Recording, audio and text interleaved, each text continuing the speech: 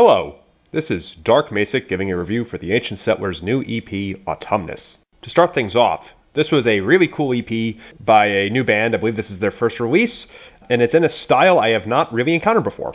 The Metal Archives described this as melodic death metal / metalcore, and I think that's as accurate a description as we're going to get. Going into this track by track, the intro to this was a really cool piece.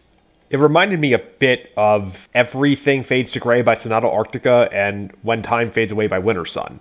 I feel weird spending more than 3 seconds or something reviewing an intro piece, but if I were in a live performing band and we had the production to be able to use an intro track, I would consider using this one. It does this awesome job of setting a dark, eerie, mysterious mood. The first real song, A Monument Restored.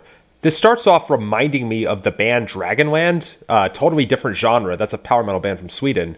But the vibe of it really called to mind something from Astronomy. I think the song Contact, maybe? For the record, that is a very favorable comparison. The vocals take a bit to get used to.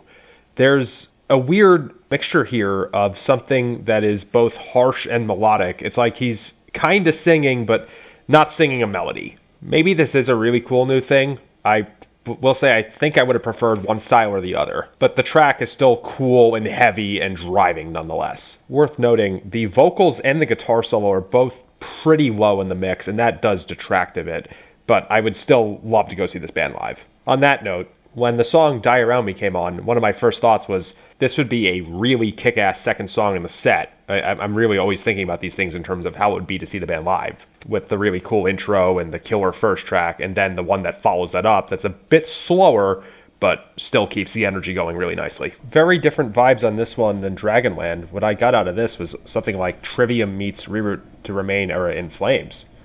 The guitar solo is oddly bluesy for this kind of music. It's refreshing, it's nice. Was definitely not expecting it.